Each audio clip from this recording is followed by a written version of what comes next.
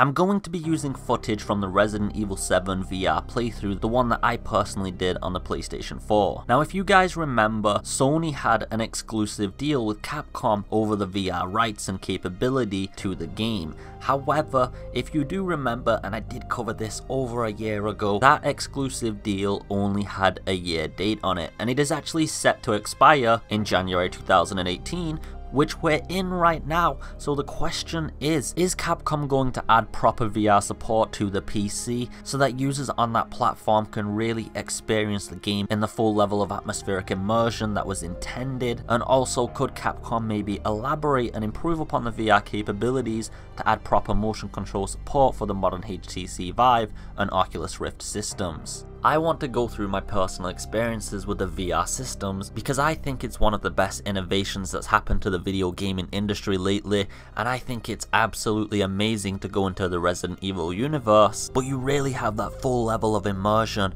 and I can't really emphasize that enough, guys. It's not just seeing it in 3D like when you go to a movies, it's the full stereoscopic 3D experience, so everything has proper shading to it, everything's solid, you have proper depth perception. It's absolutely amazing and out of the world, and it also adds that next level of horror because there are many games that do work on VR. You can play racing games, action games, sci-fi games, story narrative games. I'm sure people have seen the tech demos where you go down through cars and boats and things, and these all work very well, of course, I'm not bashing them, but horror is definitely where VR shines the most. Nothing in VR quite matches being chased by horrific enemies, having these dark environments. It's the most interactive horror movie you've ever watched. Until Sword Art Online level VR comes out, this is the closest thing you really have to loading yourself up into a dangerous horror situation, as if you were in the outbreak yourself. So many of the key moments are just changed in the VR, like when you go down the stairs initially and Mia's crawling up them. That was absolutely horrific in VR,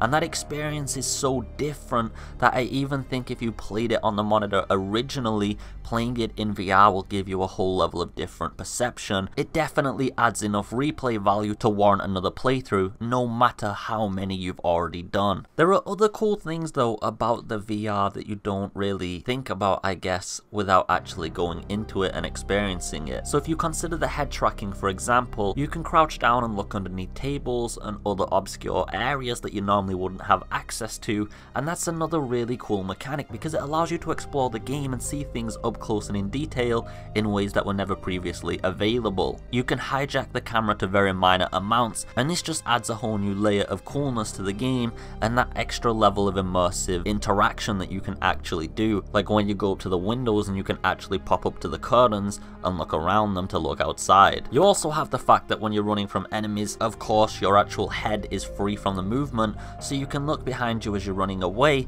and all of these things just make the game so much better. Like I said, it's beyond just seeing things in 3D, and that's one of the biggest misconceptions I think people have about VR, is that they overfocus on the VR aspect itself too much when there's so much more to offer. I'm a person who loves choice, by the way. I think freedom is the best thing gamers can ask for. So when we get into arguments, for example, like what camera view should Resident Evil 8 have or Remake 2, I think choice and freedom is the best thing.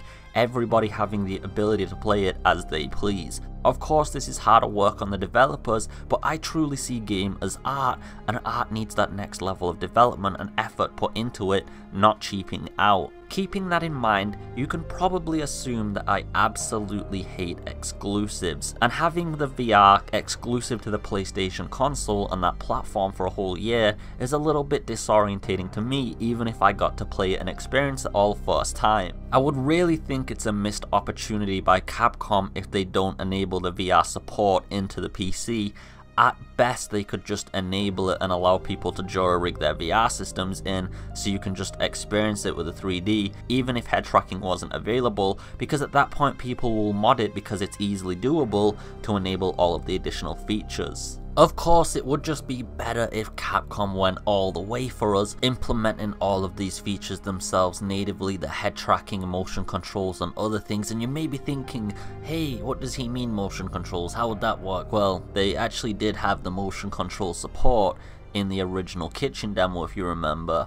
but there was actually some level of motion support control in the full game as well, using the PlayStation controller's inbuilt detection system thing it has at the end of the pad. There's like a little blue light that appears. I'm not googling how that all works, guys. Anyway, I'd really appreciate that, and I'm sure many people who played it on the PC, and actually a surprisingly large amount of people did get it on the PC, would also appreciate the ability to play it in VR. Now the other question is, how much of the fanbase actually played Resident Evil 7 in VR on the PlayStation? Because I want to know how popular this is, and is it enough to warrant Capcom implementing the support to PC as well. Now if you remember, up to now Capcom has sold 4.1 million units on Resident Evil 7. I actually covered that in my other video. And of course, for Capcom to justify this, quite a large chunk of that player base must definitely have played it on VR, or else Capcom won't really see the investment. Like for example, if there was only 20,000 people to 30,000 that had played it, it would have kind of been a flop, so we need some good numbers here. And the numbers we actually do have are quite surprising, and I'm really happy to see this, guys. VR users make up almost 10% of the entire sales. Now I know on screen it's showing something different here, but considering that Capcom has made 4.1 million sales, and that's from their own fiscal report, this does seem like the data is a little bit out of whack, because 12% being at 384,000 is not really adding up to 4.1 million. This is a little bit under 10%, but very close to it. So I think the website isn't updating the statistics properly, and we don't know how much of the player base might have played on VR since the sales have been made, but we can see that there is a huge chunk of players, 384,439 people wanting to play Resident Evil 7 in VR, and that's only available on one platform. That's incredible, guys. Anyway, it shows Capcom there is a huge market for it, and I'm sure they are looking at some of these statistics. Now you may be wondering, when is the earliest date that you can look forward to for playing Resident Evil 7 in VR on PC? Now Resident Evil 7 released on the 24th of January 2017, and as you remember, it was a 1-year annual contract, so of course 24th January 2018 is the earliest date we're looking at. But it's not the most likely one, because Capcom might take a little while before they start implementing any of this. I'm not even sure if they will implement it if we don't make any noise, and that's what the purpose of this video is. If you do agree with the contents of it, by the way, leave a like, leave a subscribe and whatever, but the biggest thing I actually ask you to do today is to go and make some noise with Capcom. Go onto their Facebook page, go onto their Twitter, tweet at them, send them messages, just make as much noise about VR as you possibly can, and keep reminding Capcom that it was an annual contract and it is coming up to the date where that's expired. So there is a good market for it, there is also the capability for it, and it's also the true way to see the game. I don't really see any arguments against this, guys, and I just think everybody should be uniting here to make sure this exclusivity doesn't happen again, as I was a little bit surprised at that, and it was one of the things that made me a little bit unhappy with Resident Evil 7, is limiting the VR to just one platform. It was a little bit of a shady move, but I can kind of understand it in ways. Let's just hope that the PC user base and Xbox user base can have access to this soon. And on an off note, I just want to say I'm happy that Resident Evil 7 actually did really well in VR. I've said this in many other videos, by the way, but VR can work in any perception. First person perspective, third person perspective, hell, and I'm not even kidding you, it's really strange to consider this, but it actually works really well, and I've done it myself.